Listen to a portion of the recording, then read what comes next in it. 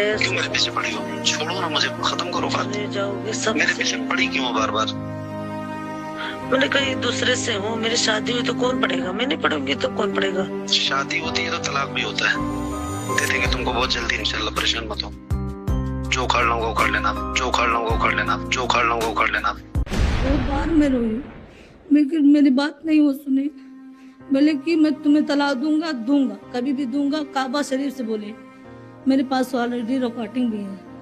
बोले दूंगा तो दूंगा, लेकिन मैंने कहा कि मेरे 3 बच्चे कहाँ जाएंगे? अगर तलाक दोगे तो हम कहाँ लेके जाएंगे? बोले मेरे बच्चे दो। तो मैं बोले कि कोई माँ नहीं रह पाएगी बच्चे बिना। लेकिन नहीं, कोई लड़ाई नहीं हुई थी। वो खुद मुझसे रास्ता छोड़ दिए बात करने के लिए। हज पे गए और हज के बाद मैंने जब वहाँ मक्का शरीफ में पहुँचे तो मैंने फ़ोन लगाया, कई बार लगाए। वो बहुत टेंशन में थे। किसी बस्ती में किसी लड़की से भगा कर शादी किए थे, तो उसी का मैटर चल रहा था।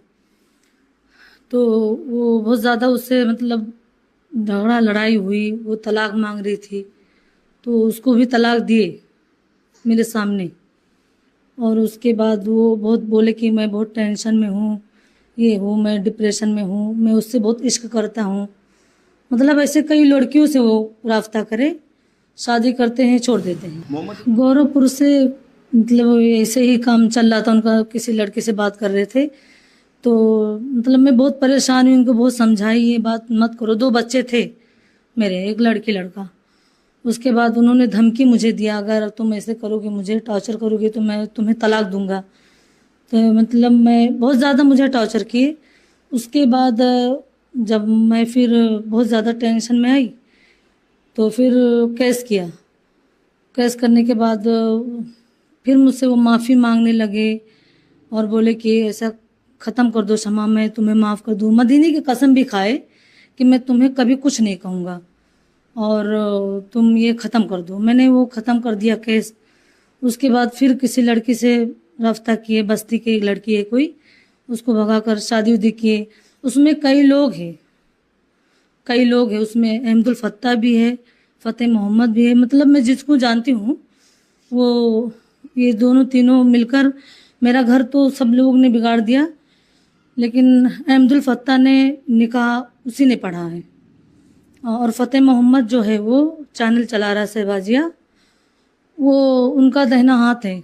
जो करता कहता है कि मोहम्मद अली की बात मैं किसी से नहीं कहता हूँ, वो मेरे भाई हैं, मैं किसी से बता नहीं सकता। हालांकि वही घर बिगाड़ा मेरा।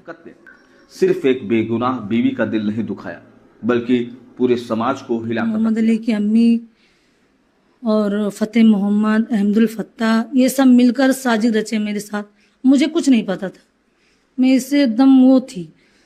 लेकिन जब बीच में जब उम्रा करके आए, रमज़ान शरीफ की बात हुई, जब उम्रा करके आए तो मदीना गए थे, फिर भी मुझसे बात नहीं, इतना तक नहीं कहा कि मैं मदीना जा रहा हूँ, मुझसे सलाम तक नहीं किए। मारपीट, मुझे कुछ तकलीफ़ थी गले में तो चले गए वो। कोई बात नहीं, मैं रो कर अपने घर में बैठी थी।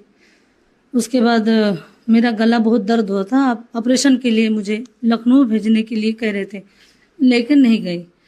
उसके बाद उन्होंने हमसे बात नहीं की। फिर मैं घर पे आ गई, उनको सुनी कि मैं वो मदीने से आ रहे हैं, मदीना शरीफ से, तो मैं घर पे गई। घर पे गई तो बोले कि क्यों आई?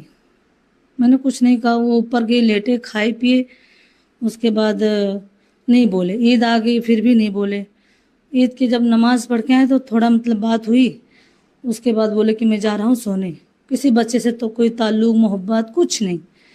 और वही सी लड़की का मैटर कोई था, वो जहाँ बस्ती की लड़की थी, तो वो उससे निकाह किए थे। फिर उसके बाद वो लड़की खुद शादी कर रही थी, कहीं शादी कर रही थी। तो ऐसे से बात होने लगी। बताया, फ़तेह मोहम्मद ने बताया कि वो लड़की दूसरी शादी कर रही है और तुमसे ऑलरेडी निकाह हुआ है। तो वो मतलब बहुत टेंशन में हुए। 24 तारीख को गए, दिन में उससे पूछताछ की, उसको मारे।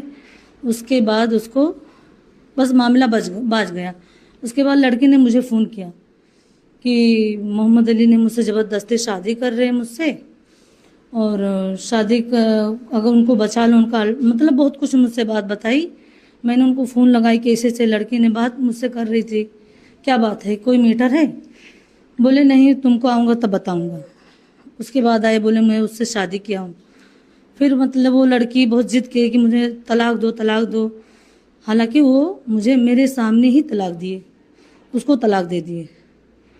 उसके बाद बीच में कोई फ़ोटो वायरल हुई थी, गोरखपुर की कोई लड़की थी, पहले वाली लड़की। हाँ, तो वो जब वायरल होने लगा तो उसके बाद मेरे भाई मुझे टॉर्चर करने लगे, अगर नहीं कहोगे तो तुम्हें छोड़ दूंगा, अपने घर वाले को छोड़ो, मतलब बहुत से बातें की। मैंने भैया से फ़ोन में बात की, भैया ऐसे कह दो।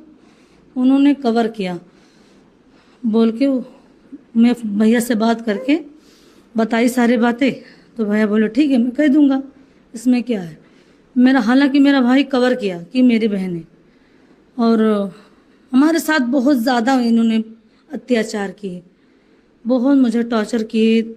ये नहीं सोचे, फिर उसके बाद ये सब मैटर चल रहा था, मुझसे बात नहीं कि बोले तुम्हें तलाक दूंगा, धमकी बार बार मुझे दे रहे थे। मैं बोली मेरी कसूर क्या, क्या खता मैंने की, क्या 3-3 बच्चे को मैं कहाँ ले जाऊंगी। मैं ऐसे बात करके रोने लगी, उससे बहुत रोई, बहुत बार मैं रोई, लेकिन मेरी बात नहीं वो सुनी। बोले कि मैं तुम्हें तलाक दूंगा, दूंगा, कभी भी दूंगा, काबा शरीफ से बोले, मेरे पास ऑलरेडी रिकॉर्डिंग भी है। बोले दूंगा तो दूंगा, लेकिन मैंने कहा कि मेरे 3 बच्चे कहाँ जाएंगे, अगर तलाक दोगे तो हम कहाँ लेके जाएंगे। बोले मेरे बच्चे दो, तो मैं बोली कि कोई माँ नहीं रह पाएगी बच्चे बिना। लेकिन